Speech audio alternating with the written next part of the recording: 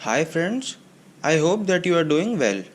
Welcome back to Python Programming with Akash. In today's video, we will show you how to get started with Python. In particular, what is Python, its advantages and disadvantages, followed by interpretation and compilation. So before we get deep into Python, we all should know what Python actually is. Python is a programming language that was developed by Guido van Rossum in February 1991. Python is based on two programming languages. The first one is ABC language, which is a teaching language which was created as a replacement of BASIC.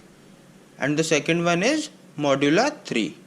Python is easy to learn but still a very powerful object-oriented programming language. You would be unfamiliar with the term object-oriented programming language, and there will be some more terms in this video which will be new to you. Don't worry about them, we will cover them in a separate video and you will get the links in the description box of this video. It is a very high level programming language, yet as powerful as many other middle level, not so high level languages like C, C++, Java, etc. Python programming language was named after famous BBC comedy show, namely Monty Python's Flying Circus. C, C++, Java, these are some of the popular languages, but Python, even after coming into being in early 1990s, is still competing with them in popularity index. Python may not be perfect for every type of application, but it does possess many strengths that make it a good choice for many situations. Let's see the advantages that Python offers. First, easy to use. Python is compact, has very simple syntax, and is very easy to use. It is a very high level language and therefore very programmer friendly. The second point is that Python is an expressive language. This means that Python is more capable of expressing the code's purpose than many other languages. And why is that? Because it has fewer lines of code and a simpler syntax. We have two sets of code, one in C++ on the left and the other in Python on the right. In both, we are achieving the same functionality to swap two values. The code on the left has more number of lines.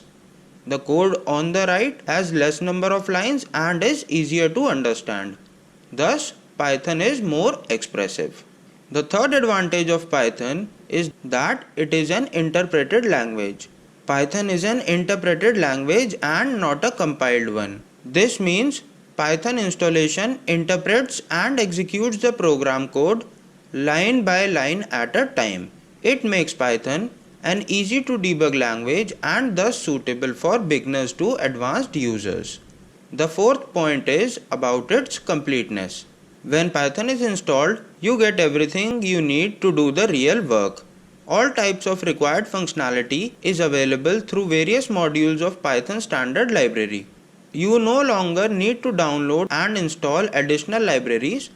For example, everything is available in Python standard library for diverse functionality such as emails, web pages, databases, GUI development, network connections and many more. And therefore, it is also called Python follows batteries included philosophy. The fifth point tells us that Python is a cross-platform language, which essentially means that Python can run equally well on variety of platforms. Windows, Linux, Unix, Macintosh, supercomputers, smartphones, etc. Or in other words, we can say that Python is a portable language. The sixth point tells us that Python is free and open source, which means that Python is freely available without any cost. We can just go to www.python.org and download it for free.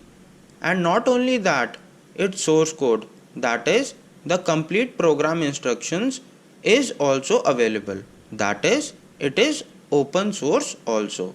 You can modify, improve, extend and open source software. The seventh and the last point tells us Python's variety of usage and applications. The language has evolved into powerful, complete, and useful language over the years. Nowadays, Python is being used in many diverse fields and applications, some of which are given below, like scripting, web applications, game development, system administrations, rapid prototyping, GUI programs, database applications. Now let's take a look at the disadvantages of Python. Although Python is very powerful yet simple language with so many advantages, it is not the perfect programming language. There do exist some areas where Python is not that capable. 1. It is not the fastest language. Python is an interpreted language, not a fully compiled one. Python is initially semi-compiled into an internal bytecode which is then executed by a Python interpreter. On the other hand, fully compiled languages are faster than their interpreted counterparts. So, here Python is a little weaker. Though it offers faster development times, but execution times are not that fast compared to some compiled languages. 2. It has less libraries than C, Java, Perl. Python offers library support for almost all computing programs, but its library is still not competent with that of languages like C, Java, Perl, as they have comparatively larger collections available. Sometimes, in some cases, these languages offer better and multiple solutions than Python. 3. Python is not strong on type binding. Now, what is type binding? If we assign a value to a variable, then that variable is bound to that type of value, and this is known as type binding. If we try to assign a different type of value to that variable now, then it is reported as a type mismatch issue in other languages. But in Python, the interpreter does not catch type mismatch issues. For example, if you declare a variable as integer but later store a string value in it, Python won't complain or pinpoint it. 4. Python is not easily convertible. Python is an easy language to program in because of its easy syntax. But this advantage has a downside too. It becomes a disadvantage when we have to translate a program into another programming language. This is because most other programming languages have structured defined syntax. Since most other programming languages have strong syntax, the translation from Python to other language would require the user to carefully examine the Python code and its structure and then implement the same structure into other programming languages' syntax. Interpretation versus compilation. Interpretation is a term used with interpreter and compilation is a term used with compiler. Interpreter and compiler both are language processors. Language processors convert instructions in one type of language to another type of language. Now we will see what these two are. First comes the interpreter. This language processor converts a high-level language program into machine language by converting and executing it line by line. If there is any error in any line, it reports it at the same time and program execution does not resume until the error is rectified. Interpreter must always be present in the memory every time the program is executed. This is because each time the program is run, it is first interpreted and then executed. For error debugging, interpreter is very much useful because it reports the errors at the same time. But once we have removed the errors, unnecessary usage of memory takes place as it has to be always present in the memory. This memory wastage is the downside of the interpreter. Now the compiler. It is also responsible for converting the high-level language program into machine language like the interpreter. But the conversion manner is different. What it does is, it converts the entire high-level language program in one go and reports all the errors of the program along with the line numbers. After all the errors are removed, the program is recompiled and after that the compiler is not needed in the memory as the object program is available. On the left you see the process of compilation and on the right you see the process of interpretation. In compilation, the source code is converted to a target code by the compiler and then the compiler is no longer needed in the memory.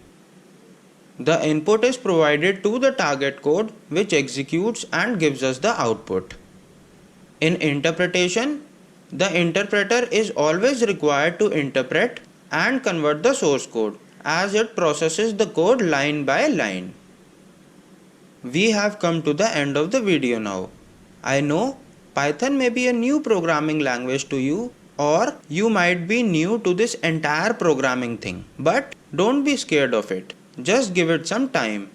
Stay with me on this channel and I assure you, once you start doing hands-on writing code all by yourself after some initial hiccups that you might have, you will feel at ease. You will start loving the coding, and this is when you will be able to get out so much from this, and that too by giving not a very huge amount of time. I hope that you are able to learn things from this video. If you have some doubts, do let me know in the comment section of the video. I will get back to you for sure and resolve them as soon as possible. Also, don't forget to like the video and subscribe to my channel. Stay tuned, I will be back with more. Thanks for watching and have a nice day.